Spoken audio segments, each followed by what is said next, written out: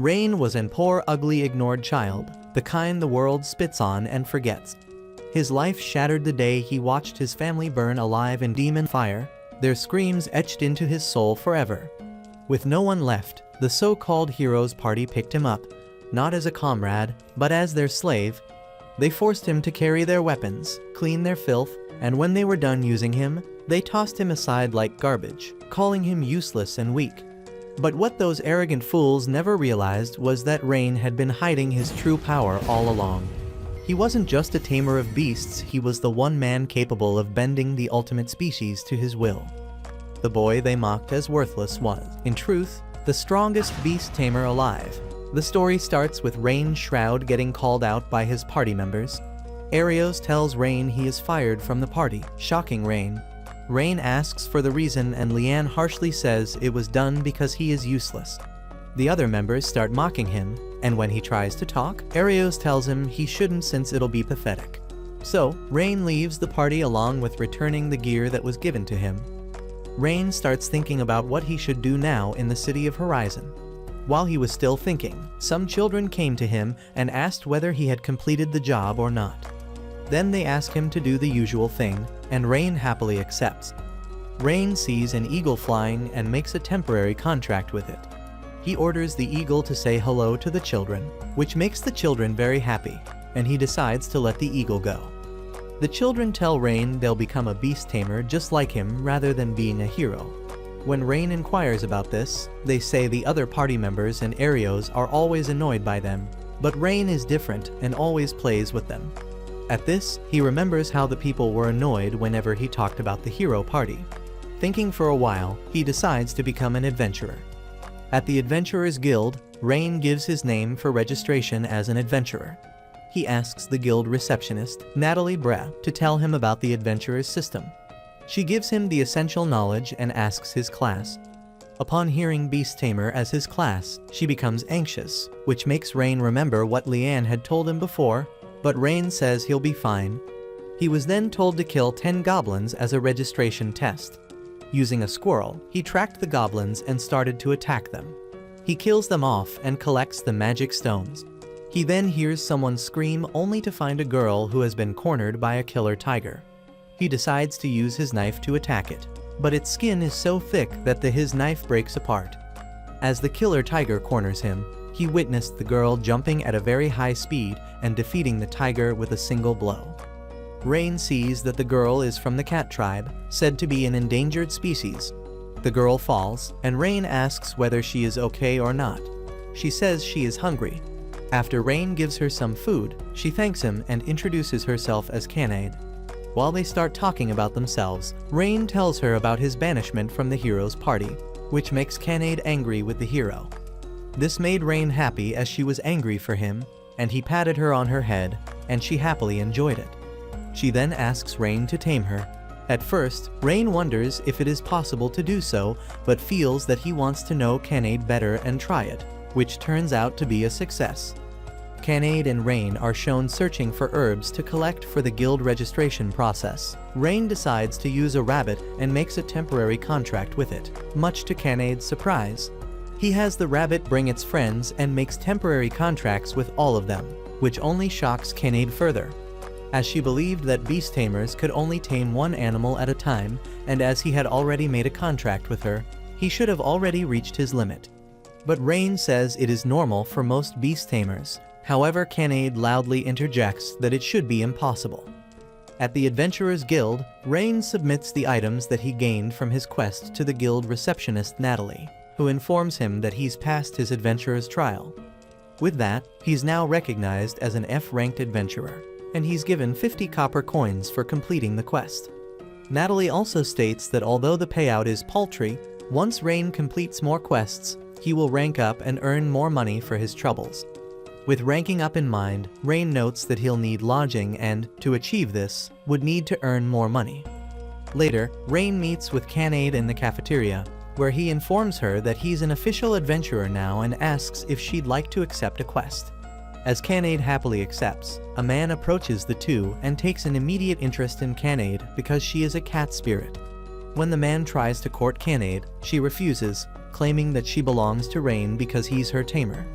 Finding it hard to believe, as cat spirits is one of the ultimate species, the man challenges Rein to an arm wrestling contest with Canade as the prize. Despite his hesitancy, Rein accepts the challenge and instantly wins, much to his surprise. Just then, Natalie arrives and, after observing the situation, apologizes to Rein and notes that the guild was aware of the man's antics and was considering suspending his license. Taking care of the man, Natalie formally apologizes on behalf of the guild. However, her inner voice leaks out when she asks Rein how he managed to tame Canade. This makes both Rein and Canade shudder in fear, and Natalie regains her composure and takes away the man. After Natalie left, Rein wondered how he became so strong, and Canade explains that it was because he made a contract with her. As a result, his strength was amplified in return. Rein's strength is basically as strong as Canade's, and Rein is a bit surprised by this as no one back in his village had this experience before. Excited to take on a new job, Canade's hopes are extinguished when they do herb gathering again. Canade complains that they should be doing a more extravagant job. However, Rein explains that because he is F rank, they're only allowed to complete basic jobs. Although psyched to do her best so they could gain more experience and rank up, Rein forms a temporary contract with some horned rabbits once again to collect their quota of herbs. As despondent over this as Canade was, she hears screaming off in the distance, and Rein suggests they check it out. At the location, an old man and his mule are surrounded by a group of bandits known as the Eban Fangs. Hiding behind a nearby bush, Canade informs Rein of the Eban Fangs' infamous reputation as a brigade of bandits with 100 members to their rankings. Although Canade believes they should fall back and get help, Rein refuses and thinks they should take the bandits on themselves. Understanding her master's gumption, Canade is told to rescue the old man while Rein deals with the bandits. The two then ambush the bandits, and as Rein deals with the bandits, Canade checks on the old man, while her inner monologue notes her concerns that Rein may not be able to handle his newfound strength. However, as Canade observes Rein fighting against the bandits, her heart starts to race, and when he finishes, Rein notices that Canade's face is reddish and asks if she was hurt. Canade, however, denies the fact, and the old man speaks out to thank the two for their help. The old man then explains that a group of adventurers were hired to protect him. However, they fled when the bandits arrived, and he voices his concern over retribution from the Eban Fangs. Briefly contemplating over it, Rein decides to deal with the rest of the Eban Fangs, much to Canade's surprise. En route to their destination, Rein temporarily contracts some animals around the surrounding area to scout out the Eban Fangs. He also explains to Canade his reason for wanting to deal with the remaining Ebony Fangs members and assures her that he has a plan to do so. Soon, they reach the Ebony Fangs hideout, and Canade is dejected that a temporary contracted animal once again beat her to the punch of an important task. Rein then apologizes to Canade, who regains her composure, notes that she was only fooling around with Rein, and asks him what the plan is from there on out. In his explanation, Rein details the plan hinges on another temporary contract with an Albi, whose skill can paralyze a person for over 12 hours. Astonished that Rein could tame an insect despite being a Beast Tamer, he tells Canade that back in his home village, he learned the basics of the Tamer subclass insect taming for a while. As astonished as Canade was, she's ordered to return to the town and get some reinforcements while he has the Albis handle the Ebony Fang members. Although Canade felt dejected again by her value as Rein's familiar, she snaps out of her emotional state and learns the need for reinforcements.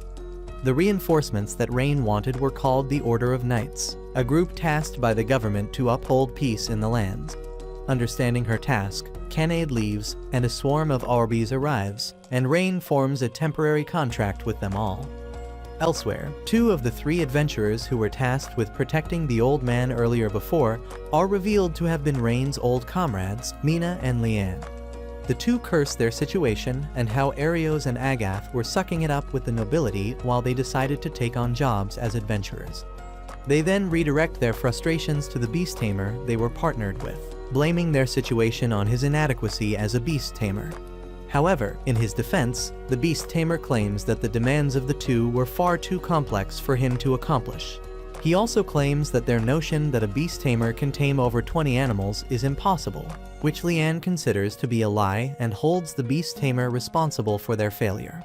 The Beast Tamer flees after being threatened by Leanne to take responsibility for their failure. She internally refuses to believe that Rein is any higher than the garbage she thought him to be.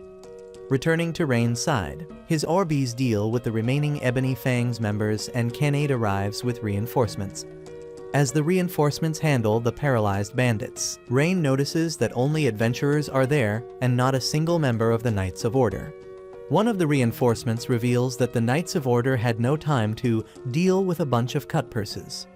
At that moment, a trio of Berserk King lizards break through their wooden cage and attack the Eban Fang members and then Rein. Through the combined efforts of Rein and Canade, they manage to take down the monsters, allowing the adventurers to carry the Eban Fang members out of the area. Eventually, Rein and Canade exit the Eban Fangs base with Canade holding onto the King Lizard's magical stones, and they're then praised for their accomplishment by their fellow adventurers. The praise sits well with Rein, who recalls being kicked out of Ario's party for being useless and is thankful for Canade's help. Although Canade was elated that they have actual beds to sleep on, Rein was flabbergasted that they have to share a room together thanks to the innkeeper. Rein's narration explains how after they turned in the bounty on the Eban Fangs, they were recalled to the Adventurers Guild. There, Natalie informs Rein he's been promoted from F rank to E rank, and they were given a sizable reward for their efforts. With their rewards, they purchased new equipment, celebrated by having a fancy dinner together, and finally ended up in their current predicament. Despite his apprehension, Rein agrees to share the room with Canade for the night. And as Rein sleeps, she contemplates how fortunate she is to have been found by Rein. A week passes since Rein first met with Canade, and in Rein's inner monologue, he explains his enjoyment of the laid-back adventuring lifestyle he and Canade have been living thus far. From the Adventurers Guild, they learn from Natalie that a hooligan has taken refuge at Stride Bridge and picks fights with anyone who tries to cross the bridge. Enticed by the 5 gold rewards, Rein accepts the quest and immediately heads to the bridge with Canade. Shortly after they arrive, a red dragon flies overhead, lands close to the two, transforms into a female humanoid, and proclaims its desire to fight them. Surprised that the red dragon is really a woman, Rein asks if she's the noted guard dog of the bridge, which she confirms and introduces herself as Tanya, a dragonoid.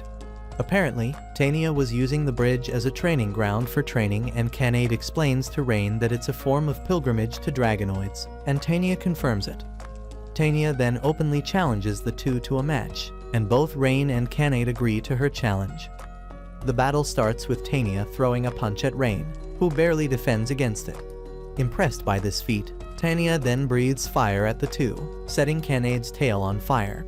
Because of this, Canade fights against Tanya, and Rein watches in amazement at how Canade can fight against Tanya on equal footing.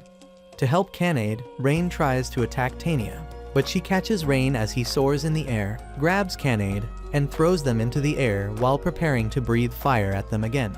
However, they manage to dodge the attack by working together, earning Tanya's praise. Noting the difficulty of facing off against Tanya and how he needs to fight like a Beast Tamer, Rein asks Canade to buy him 3 minutes to prepare. Without hesitation, Canade agrees to help and faces off against Tanya as Rein forms a temporary contract with a bird and asks it to call for reinforcements. After this, Rein takes over, and with the birds he contracted, they attack Tanya, who becomes immobilized after they attack her.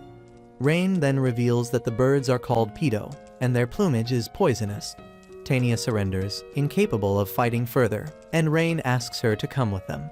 Questioning what would happen if she refused, Rein answers that he doesn't know but comments on what a fix he'd be in if Tanya doesn't comply. Amused by the response, Canade pokes Tanya into submission, making her agree to the demand. Afterward, Rein and Canade report back to Natalie at the Adventurers Guild, and before Tanya can introduce herself, Rein stops her, and abruptly leaves the guild in a hurry. Outside, Tanya draws attention to herself, and both Rein and Keed stop her from revealing she's a dragonoid. On the outskirts of town, Tanya is disciplined by Rein, who allows her to leave, but admonishes her from starting any trouble again after this. However, Tanya, who had taken a liking to Rein, suggests that he tame her as well, to which he begrudgingly agrees and forms a contract with her. That night in town, Arios complains about his team's wasted efforts in the Lost Woods they spent trying to fight against monsters, with Leanne and the others complaining that Rein's old tasks were a burden on the group. Arios decides to recruit Rein back into the group, only to dump him again after they complete their quest. Meanwhile, as Rein sleeps on the floor, Keed and Tania argue about which bed the other sleeps on, as one of the beds has a view of Rein as he sleeps. In a narration, Rein explains regarding slimes and his team was tasked with subjugating the monsters, which unsettles Canade due to their stickiness whenever they're defeated. Tania then boasts that she'll be able to defeat them all for her, which earns her Canade's praise. Standing by watching the scene unfold, Rein notes how happy he was about how the two were getting along. Time passes by, and the group cannot locate a swarm of slimes. Hence, Rein uses one of his Beast Tamer skills on a bird called Assimilate to merge part of his soul with and control the bird to search for slimes within the area. The feat astonishes both Tania and Canade, and after their outburst, Rein flies off to search for slimes as the two watch over his body. Eventually, Rein locates the swarm of slimes, and before they begin the job, Tania asks Rein if he can use any magical spells. Rein answers that he can use Fireball and Heal, which under Tania's suggestion, casts Fireball against the slimes, eliminating every last one of them. The outcome astounds Rein and Canade, but not Tania, who explains that Rein's abilities have risen since making a contract with her. Just then, more slimes appear at the scene and, following Tania's instructions, Rein learns how to control his magic better. Afterward, Tania and Canade talk to a little girl outside the Adventurers Guild, informing her that they successfully completed a slime subjugation quest. Rein then joins the two girls, and after a stroll through the town throughout the day, that night, the group enjoys dinner at a restaurant. Once they're finished, Rein reveals the background of his home village and how it was lost one day due to a monster attack. A group of adventurers would eventually rescue Rein, and he was relocated to an inn where he worked his keep for years until Arios' group recruited him.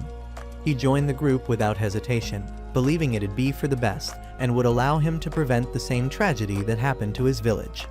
However, the group thought of him as a useless tag-along, leading to his dismissal from the hero's party.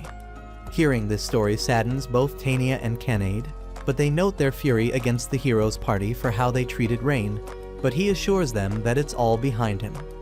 The day after, Rein's group subjugates a bunch of orcs, one of which manages to stab Rein in his arm with a knife while trying to protect Tania.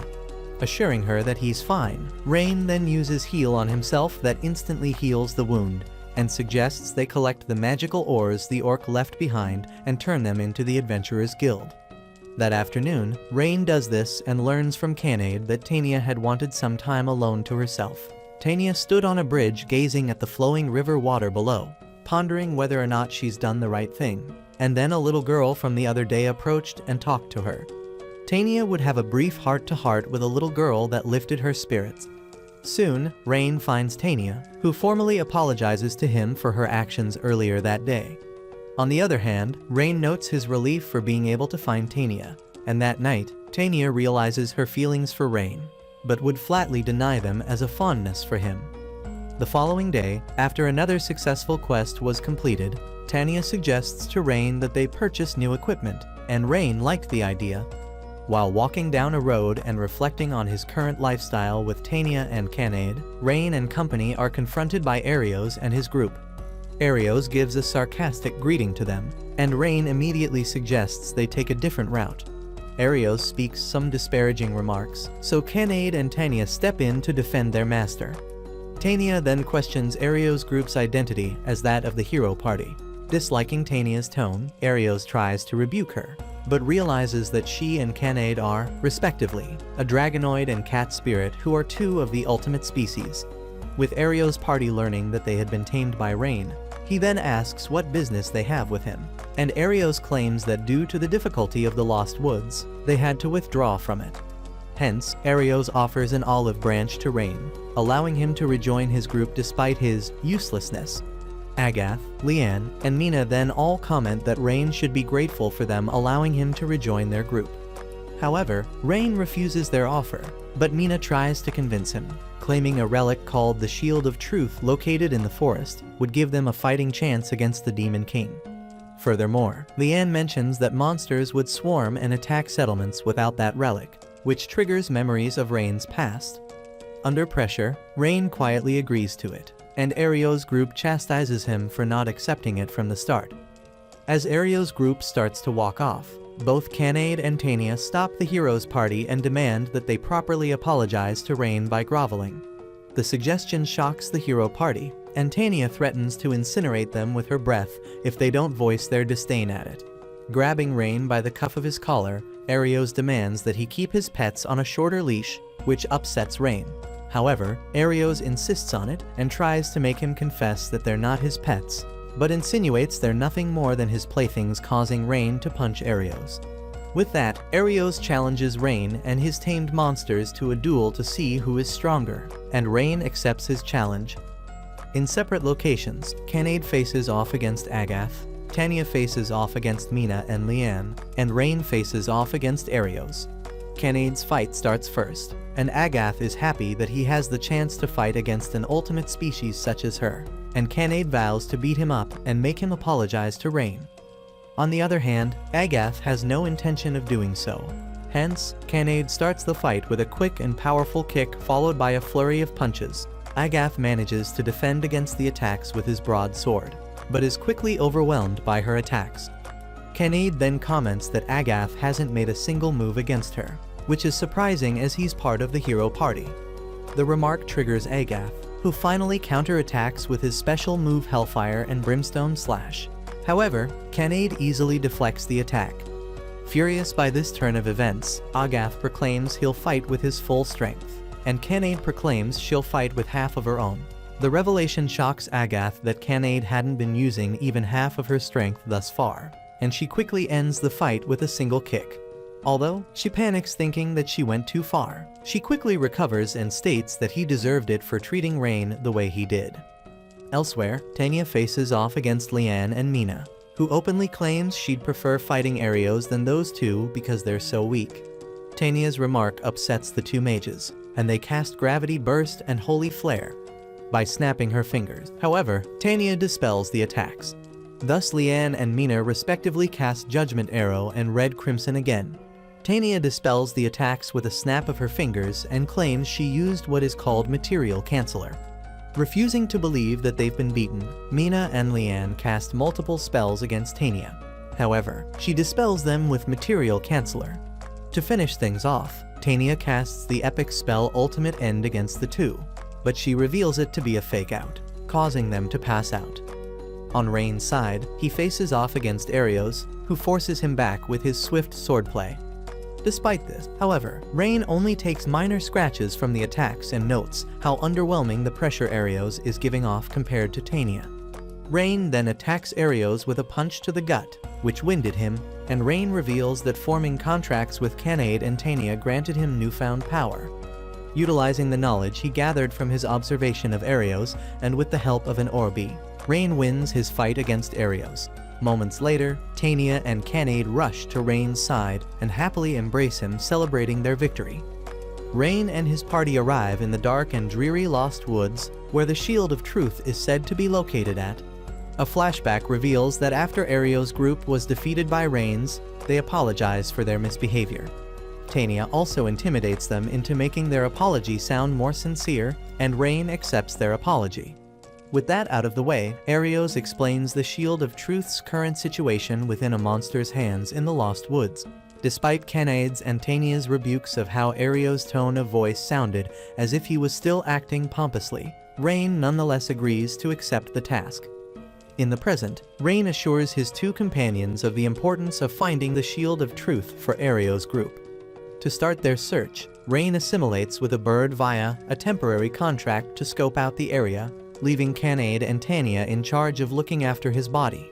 Immediately, Rein locates a pathway leading to their goal, but when they follow it, they get lost despite taking the correct path. Tania casts Material Search to investigate the surrounding area and leads them to a tree emitting illusionary magic, where Tania asks Canade to knock it down.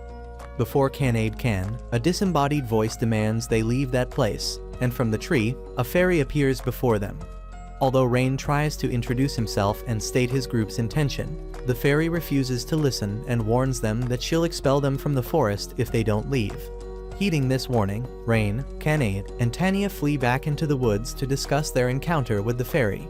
Canade recalls that a monster inhabits the tree, and Tanya suggests they still break down the tree to remove its illusionary barrier. However, Rein insists he visit and talk with the fairy alone. Approaching the fairy again, Rein tries to start a conversation with her, who threatens to hurt him if he doesn't leave. On the other hand, Rein accepts the threat as he's confident in his ability to negotiate with beasts.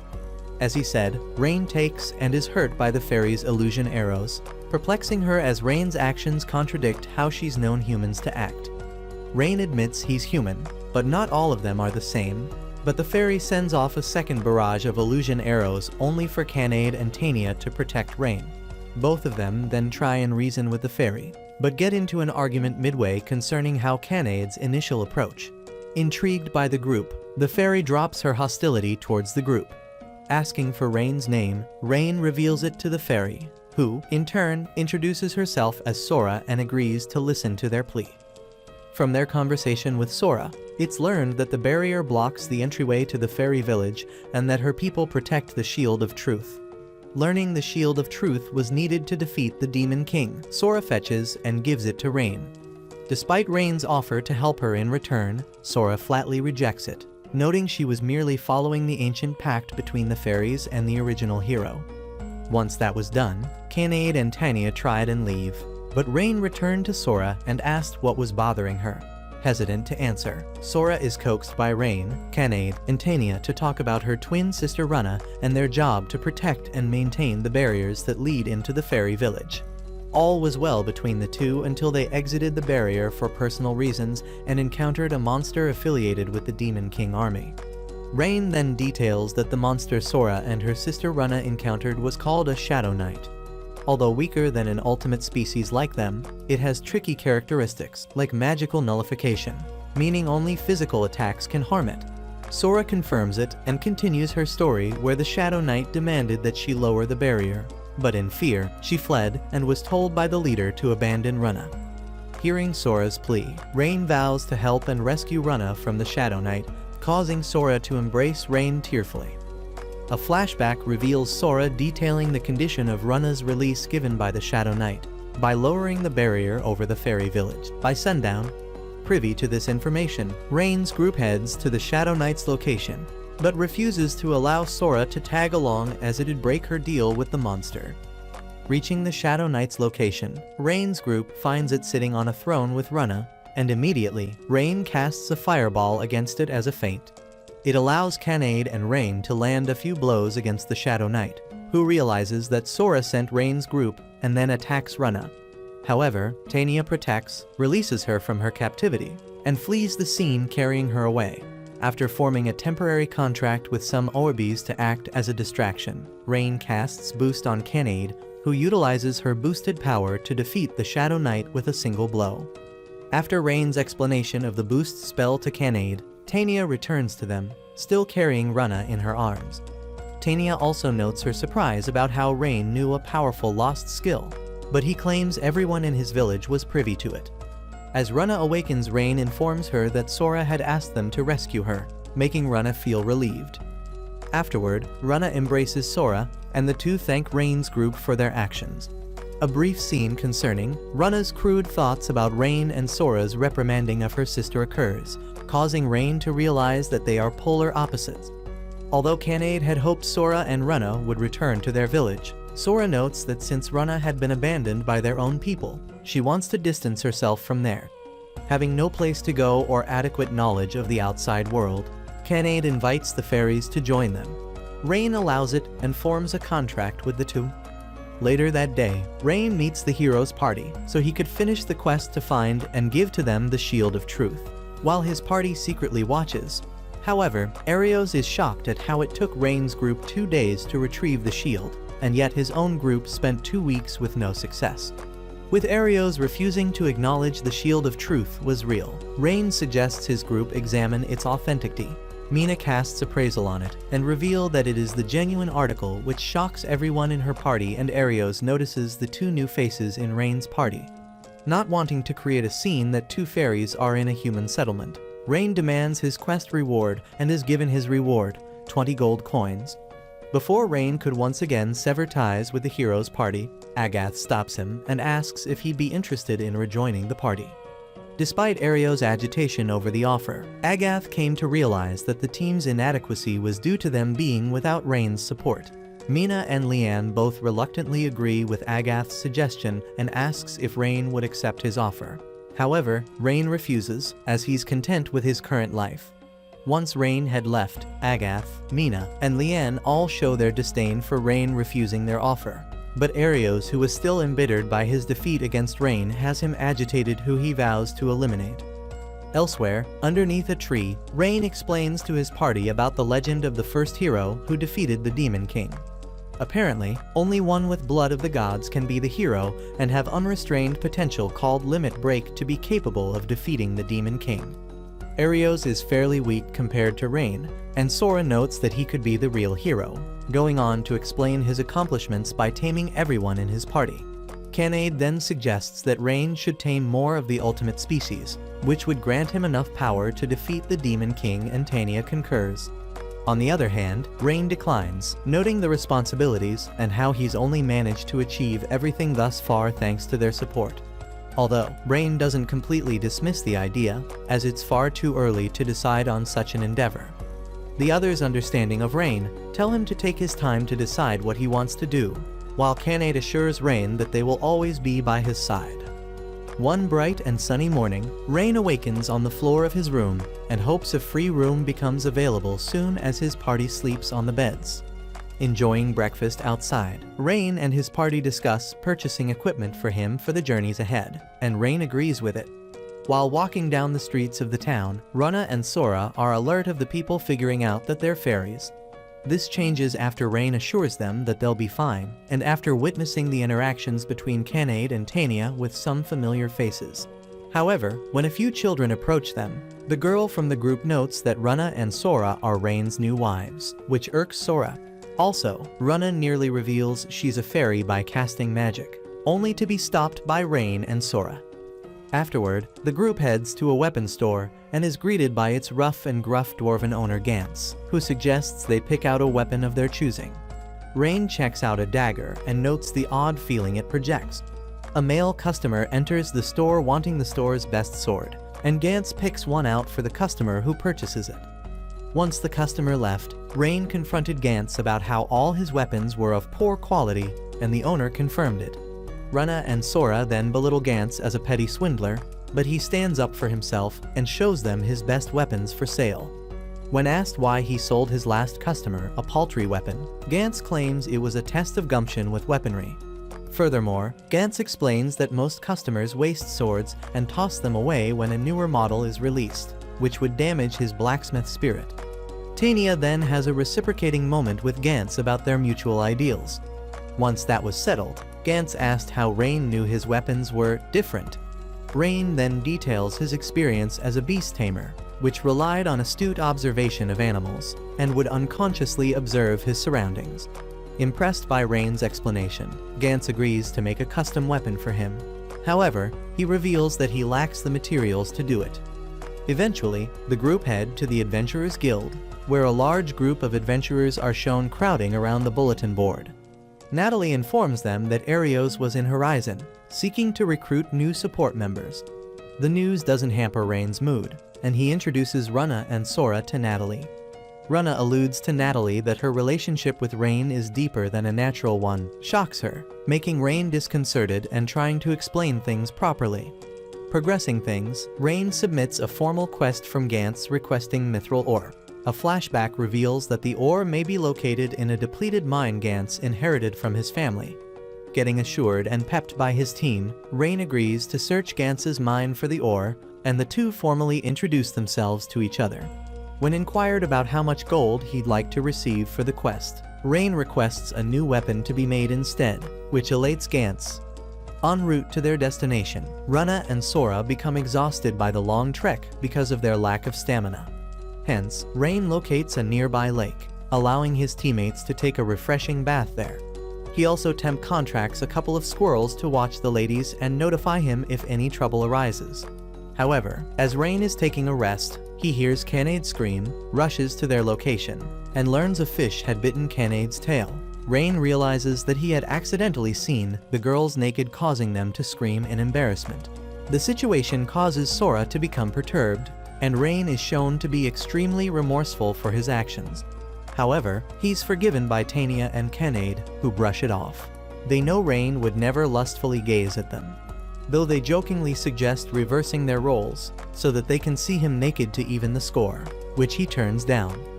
Upon reaching their destination, Rein suggests they stand to watch close by to the mine's entrance to see if his theory of thieves stealing from the mine is true.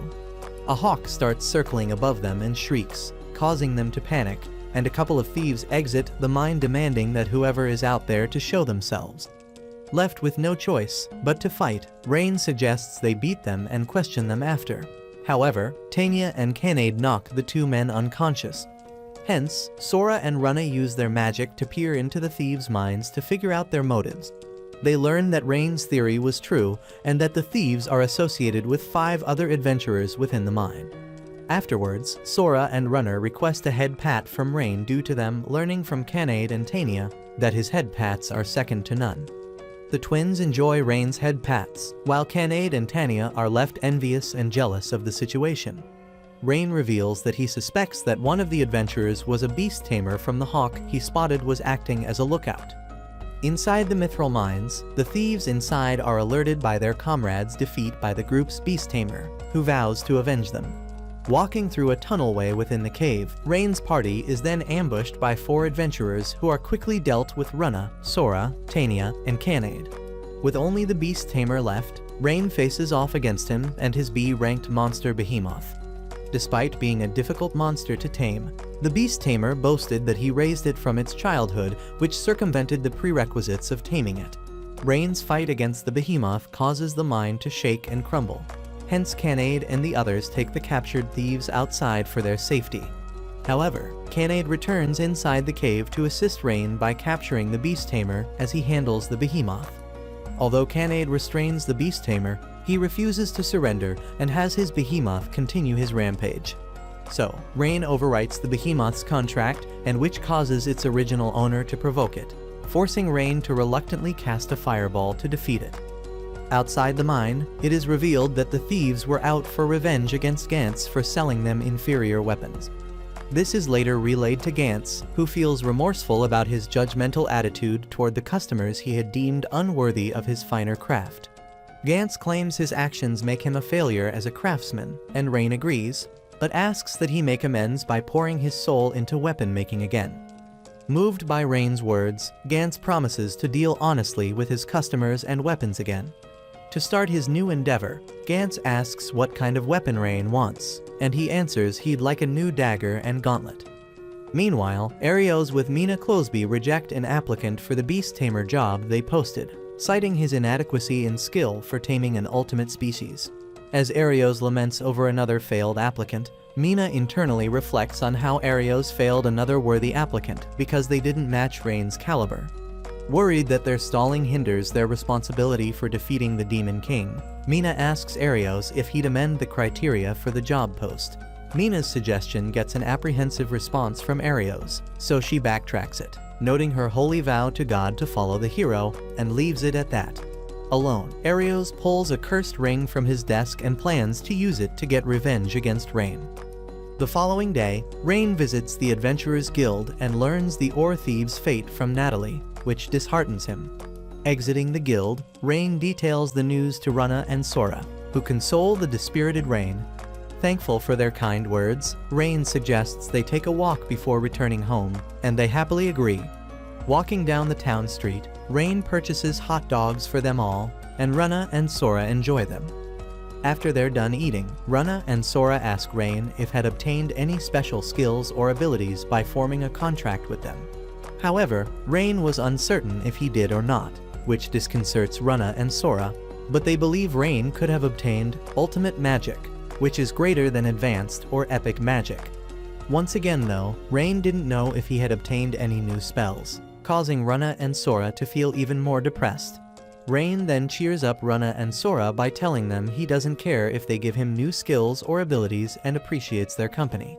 The compliment perplexes Runna and Sora as their village once abandoned them, and as of now, have yet to display any notable accomplishments since joining his party. Asking why Rein still treats them with dignity and respect, he answers that the lack of trust in his former party caused his expulsion. Hence, Rein wanted to learn from his mistakes and build trust with his new party.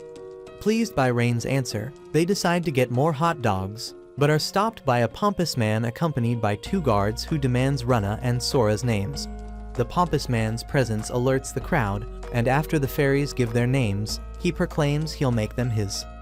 Although met with disdain by Runna and Sora's rejection toward him, the pompous noble only declares his love and desire for them even more. Rein then steps in and demands to know the name of the pompous noble, who introduces himself as the Lord of Horizon's son Edgar Fromware.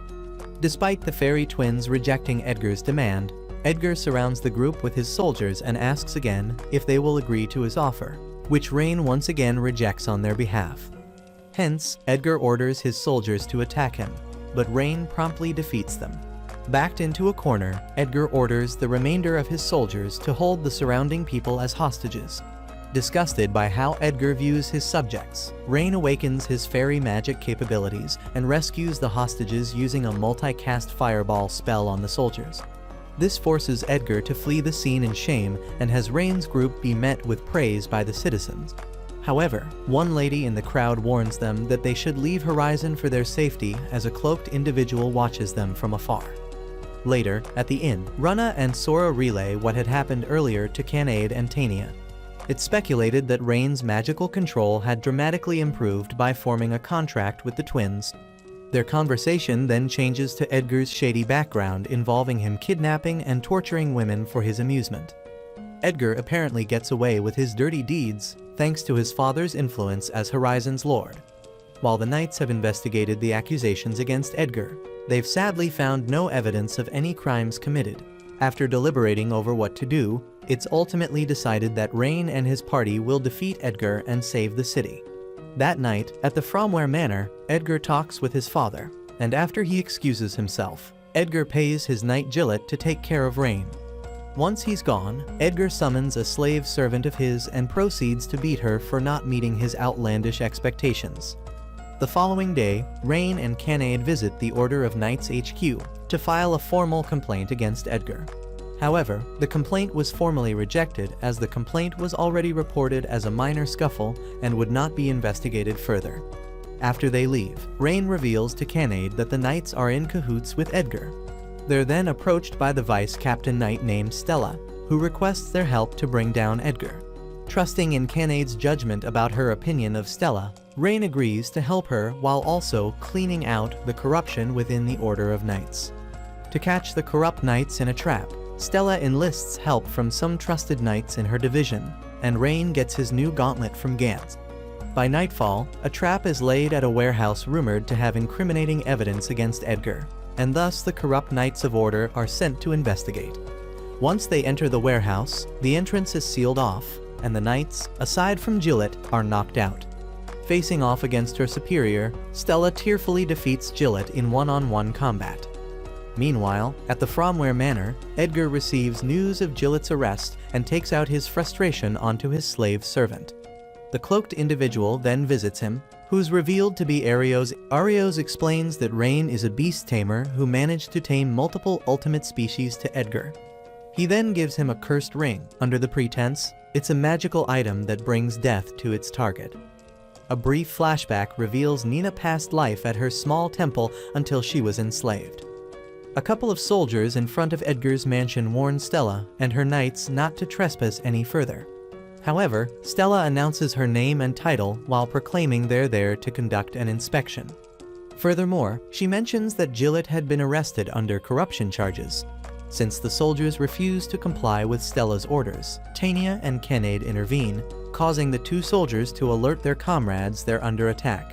Surrounded by numerous soldiers, Tanya and Canade break through the main gate as Edgar watches from his room, anticipating his newly acquired ring will help him defeat Rein. Meanwhile, Rein, Runa, and Sora manage to infiltrate the mansion's basement in hopes of rescuing the hostages there. Runa casts Material Search, planning to teleport any hostages they locate out of the mansion with their magic. However, Runa detects a large magical signature below them, believed to be the hostages, and one of the other signatures is said to be on par with Sora and her. Rein suspects that another ultimate species is held captive there and decides to have the fairies rescue the hostages while he rescues the ultimate species. Walking through the mansion alone, Rein locates where the ultimate species is, which turns out to be Nina, a demigod.